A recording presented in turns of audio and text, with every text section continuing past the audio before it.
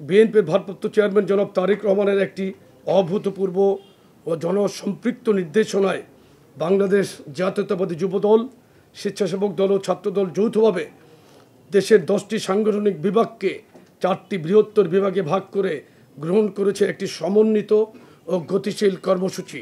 আমাদের লক্ষ্য তরুণদের ক্ষমতায়ন, রাষ্ট্রীয় নীতি নির্ধারণে অংশগ্রহণ, সৃজনশীলতার বিকাশ এবং তৃণমূল পর্যায়ে সার্বজনীন উন্নয়নের বাস্তবসম্মত মডেল গড়ে তোলা। আমরা প্রতিটি বিভাগে 2 দিনব্যাপী কর্মসূচি আয়োজন করতে যাচ্ছি। প্রথম দিন একটি সেমিনার অনুষ্ঠিত হবে, যার শিরোনাম তারুণ্যের ভবিষ্যৎ ভাবনা, ভবিষ্যৎ বাংলাদেশ। আলোচনায় উঠে আসবে কর্মসংস্থান, শিক্ষা, স্বাস্থ্য, কৃষি, পরিবেশ নগরায়ন, প্রযুক্তি ও রাজনৈতিক অধিকার এবং তারুণ্যের ক্ষমতায়নে একটি আধুনিক, মানবিক ও নিরাপদ বাংলাদেশ নির্মাণ।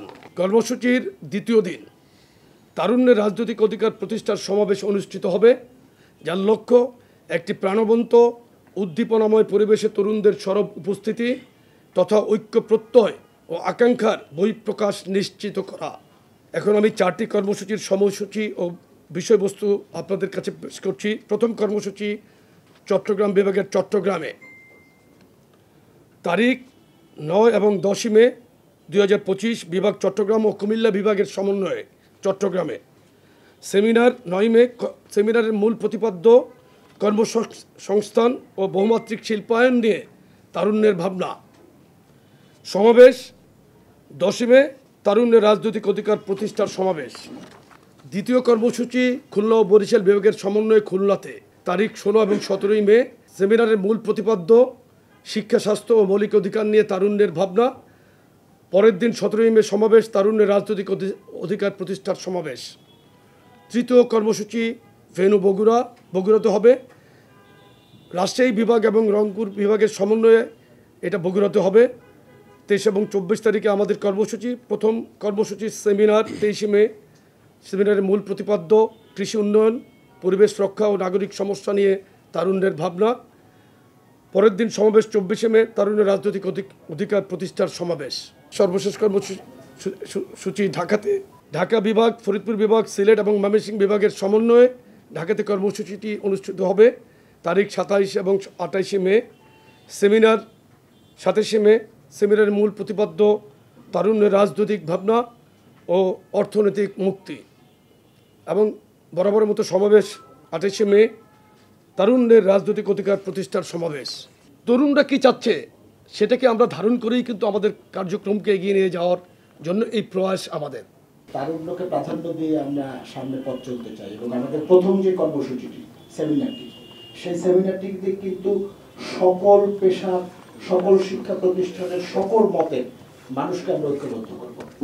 ভবিষ্যৎ বাংলাদেশ নিয়ে তাদের কি ভাবনা, সেই ভাবনাগুলো আমরা শুনবো এবং সেই ভাবনাগুলোর আলোকে আমরা আমাদের সংগঠনের অভিভাবক দেশনায়ক তারেক রহমান সাথে কথা বলে আমরা আমাদের ভবিষ্যৎ পরিকল্পনা ঠিক করব। বিএনপির ভবিষ্যৎ পরিকল্পনায় তরুণরা কি ভাবছে সেটি কিন্তু শুধু আমাদের দলের তরুণরা না, সকল অংশের তরুণরা কি ভাবছে সেই ভাবনাটাকে প্রাধান্য দিয়ে ভবিষ্যৎ কর্মসূচি প্রণয়ন করা হবে। এমনকি বিএনপির যে 31 দফা কর্মসূচি আছে, আমাদের ভারপ্রাপ্ত চেয়ারম্যান বলেছেন সেটি কিন্তু পরিবর্তনশীল। যদি তরুণরা নতুন কোনো আইডিয়া আমাদেরকে আমাদের মাধ্যমে ওনাকে দেয়, সেই জিনিসটিও কিন্তু আমরা নিশ্চয়ই বিবেচনায় রাখবো।